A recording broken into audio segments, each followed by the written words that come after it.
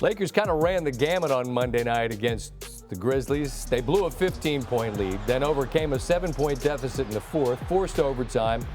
And LeBron James' first career 20-point, 20-rebound game. They outscore Memphis 13-7 in overtime to grab a commanding 3-1 lead in the series.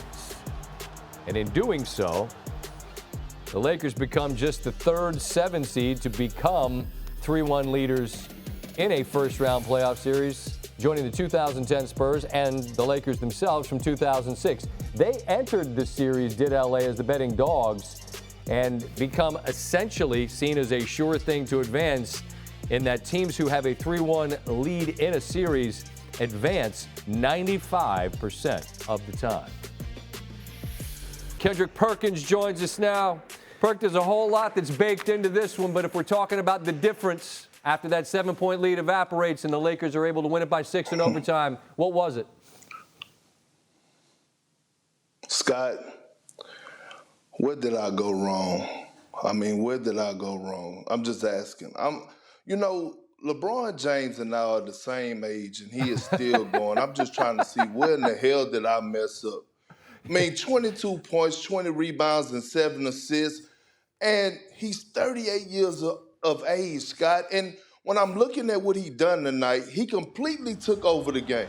At an extended point where AD was non-existent, he took over the game in every aspect, from taking big charges on the defensive side of things, coming up with monster blocks, attacking the basket, the basket to send it into overtime. But when I look at this Laker team, they had an identity since the All-Star break on the defensive side of things, and it's been led by Anthony Davis and LeBron James. And I thought at times when they needed to get stops, they did that tonight. Tonight was an ugly win for them, but you'll take an ugly win over a loss any day, especially in the postseason. But I just got to say, we got to cherish these GOAT moments from LeBron James, because Dillon Brooks, he didn't just poke the bear. He poured honey on himself, and LeBron James came roaring tonight. Yeah, 45 minutes was a game high from the seemingly ageless LeBron James. And, Perk, and you've lived it. You talk about a team learning to win, and I don't love the sound of it because it feels like cliche, but are we seeing that to a degree with Memphis and a team in the Lakers that certainly in LeBron can lean into understanding what is required in moments just like this, what you have to have and what you have to do to win games this time of year?